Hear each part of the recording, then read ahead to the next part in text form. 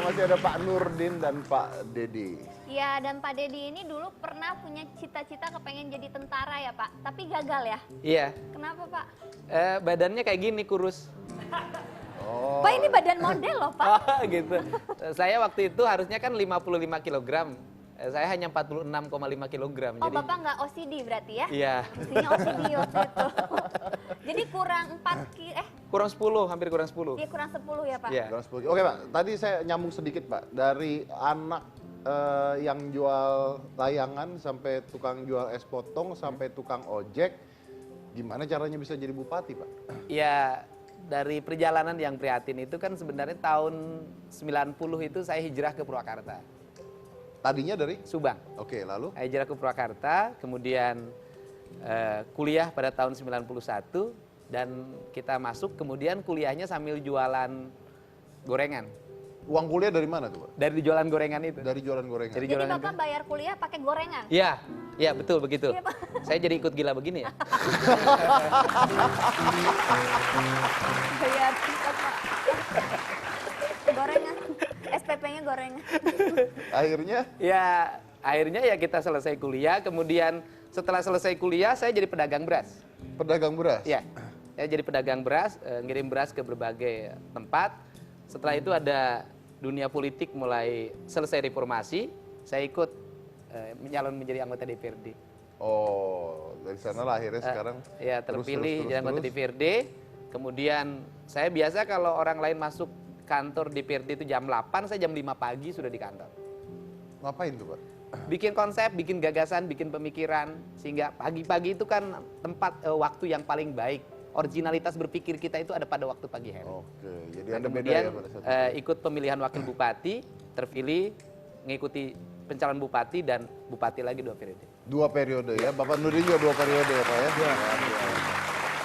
Oke, kita masih punya satu bintang tamu lagi, siapa Cikayo? Bapak Bupati Bojonegoro. Bupati Bojonegoro. Oke. Oke, kita baca dulu headline-nya. Ini adalah Bapak Suyoto, Bupati dari Bojonegoro. Jadi ini sangat menginspirasi tiga-tiganya. Bojonegoro raih penghargaan. Bupati Bojonegoro berbagi strategi atasi kemiskinan dunia. Oh, kemiskinan dunia loh. Kemiskinan menjadi masalah akut Bojonegoro. Kang Yoto raih prestasi bertekad jadikan Bojonegoro lumbung energi. Oh, ini pada saat di APEC ini masalah. Bupati Bojonegoro jadi pembicara konferensi Asia Selatan. Langsung aja kalau gitu ya, kita undang aja, ini adalah Bapak Suyoto, Bupati Bojonegoro.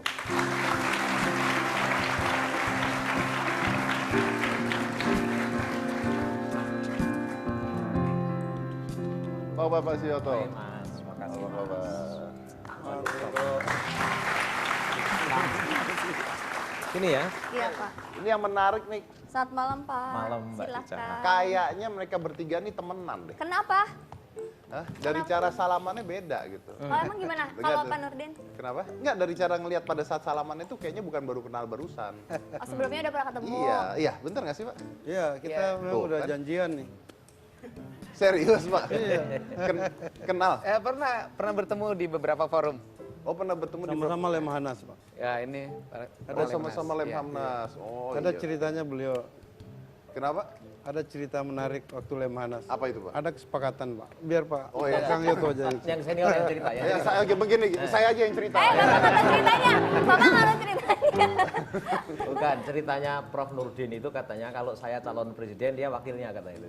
Wow. Itu dia yang cerita. Oh. Saya jadi dalangnya aja.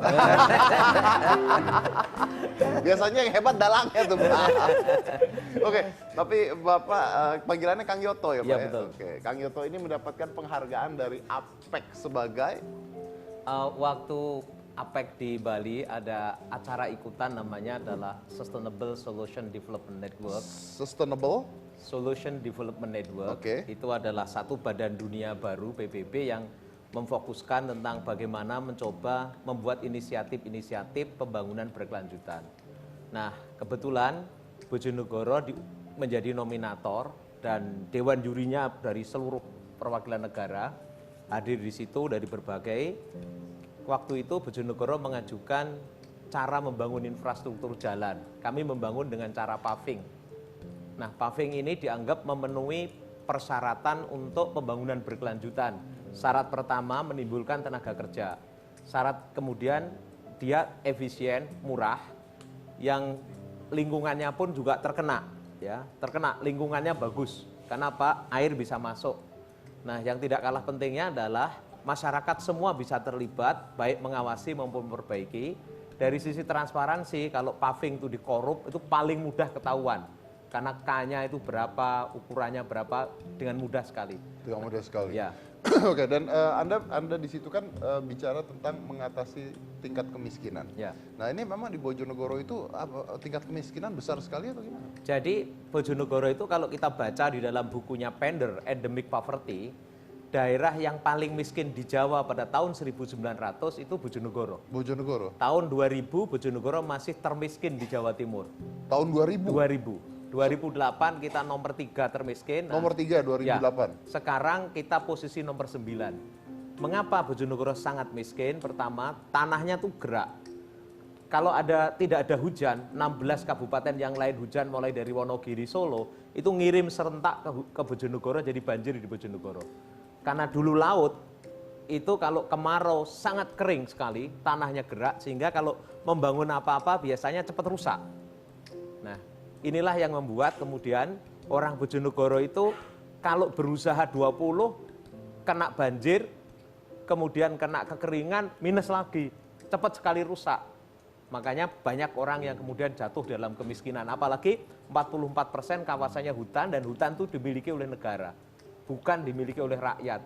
Kalau orang ngambil kayu di hutan, dia malah dipenjara. Maka penghuni LP terbesar waktu itu adalah orang-orang yang nyuri kayu di Bojonegoro.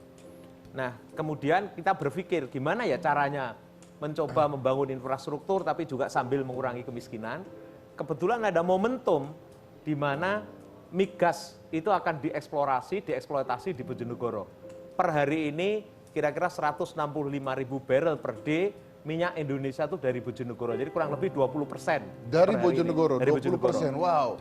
Karena itulah kemudian kami berpikir bagaimana minyak ini juga memberi berkah buat rakyat. Karena minyak ini juga milik negara. Maka bagaimana sebisa-bisa tenaga kerja yang unskilled dari Bojonegoro, peluang bisnisnya dari Bojonegoro. Kemudian ketika mendapatkan pendapatan migas, uangnya ini kami investasikan untuk pembangunan SDM. Tahun ini semua anak yang sekolah SLTA, negeri swasta, kita beri beasiswa 2 juta rupiah untuk membawa anak-anak, ya.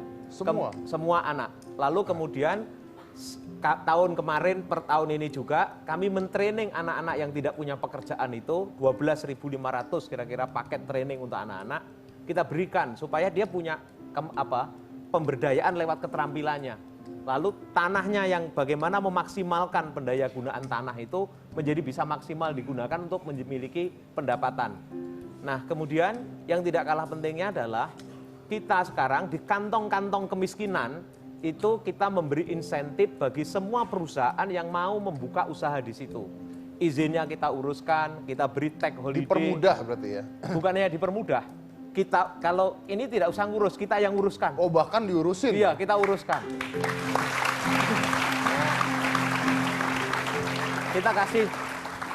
Kita kasih pajaknya bebas. Kemudian kalau biasanya UMK itu tinggi, khusus di kantong-kantong kemiskinan ini tidak ada UMK, yang ada UUP, upah umum pedesaan, cukup Rp1.005.000.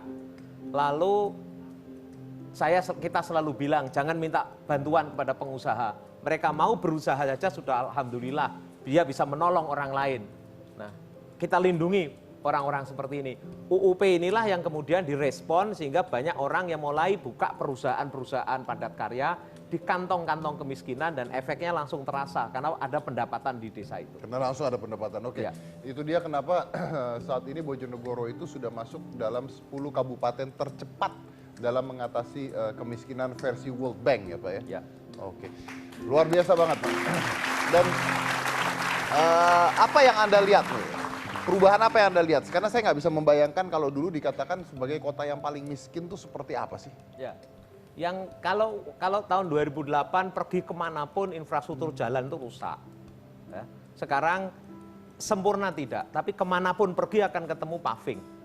Setelah di paving harga tanah naik. Kemudian kalau dibawa ke bank untuk usaha orang bisa sekarang dapatkan uang. Paving waktu itu memberi pekerjaan, lapangan pekerjaan buat rakyat sekitar. Lalu sekarang walaupun belum sempurna, irigasi sudah terjadi di mana-mana. Kita punya program namanya 1000 embung. Karena kekeringan itu kita punya program bagaimana menampung air sebanyak-banyaknya supaya airnya tidak cepat-cepat pergi ke laut. Ya. Kemudian Bengawan Solo yang tadinya selalu menjadi petaka karena selalu banjir, kita kembangkan yang namanya living harmony with flood, hidup harmonis dengan banjir. Sekarang kita coba atur kapan tanamnya, kapan tidak tanam.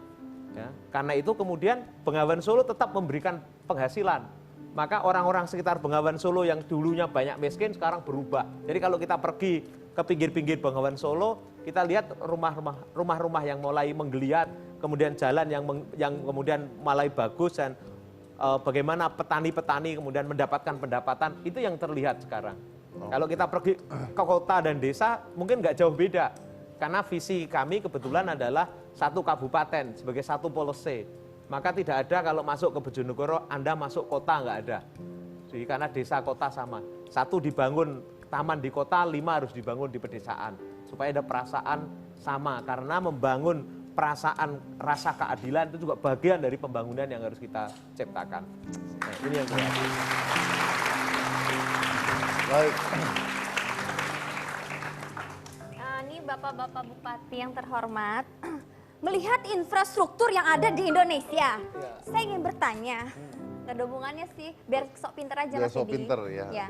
Jadi gini loh Bapak-Bapak, biasanya para pemimpin itu suka ada kontroversinya. Apakah Bapak-Bapak ini pernah mempunyai kontroversi tertentu? Apa itu arti kontroversi itu? Kontroversi Mas Dedi, pakai ditanya lagi kontroversi apa? Penonton kita udah pintar. Oh gitu. Ngerti kontroversi kan? Sesuatu yang menjadi masalah, dimasalahkan. I think so. Oh iya. Bener nggak Pak? Iya. Bener Pak? Ya, Jadi nanyanya sama yang? sama Kang Dedi dulu. Oh Kang Dedi dulu. Ya, saya termasuk barangkali pemimpin di Jawa Barat yang dianggap kontroversial. Berbagai ucapan saya seringkali menimbulkan reaksi publik, dan saya tidak pernah didemo oleh masyarakat urusan pembangunan, tetapi urusan hal-hal mengenai berpikir. Hari ini yang dianggap kontroversi dari saya termasuk yang dilaporin di Polda Jabar. Bapak dilaporin di Polda Di Polda Jabar? Jabar. Dan salah satu pelaporannya adalah ucapan saya yang mengatakan bahwa 8 asnaf dalam zakat itu adalah kewajiban negara untuk menyelesaikan. Karena negara telah memungut pajak dari masyarakat. Sehingga kita tidak usah repot-repot untuk mendorong-dorong berbagai persoalan kemiskinan diselesaikan oleh masyarakat. Dan membiarkan negara menggunakan uang seenaknya tanpa memperhatikan 8 asnaf dalam zakat.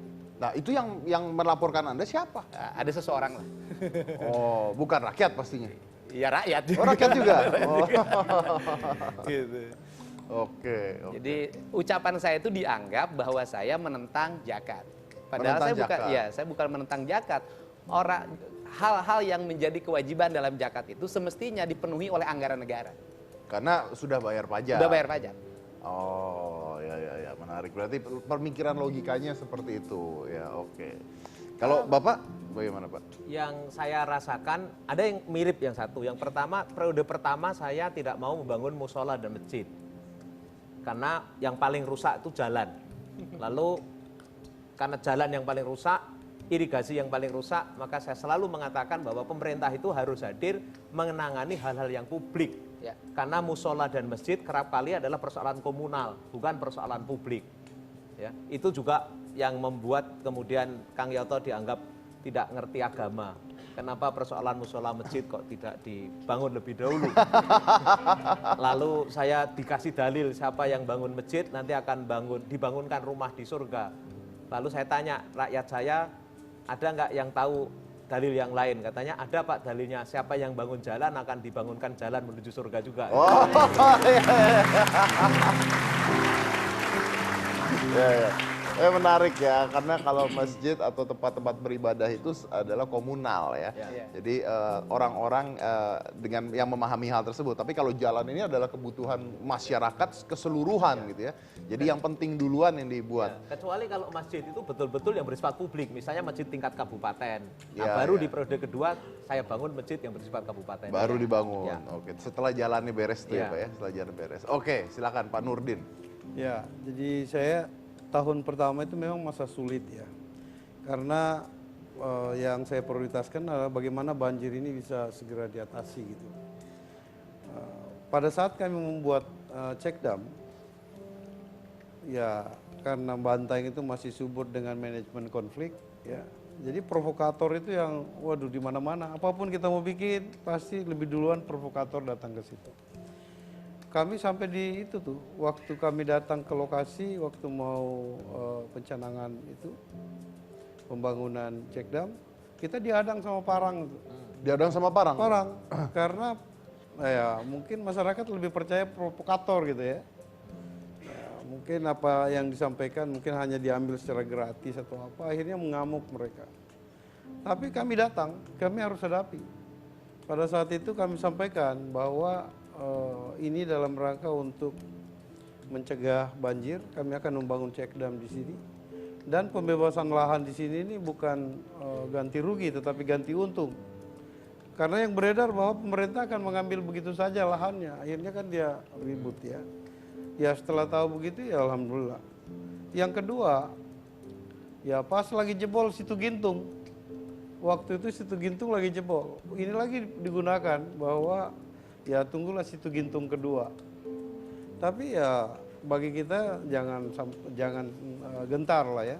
Kita karena kita yakini bahwa ini untuk kemaslahatan umat, untuk masyarakat, kita lakukan.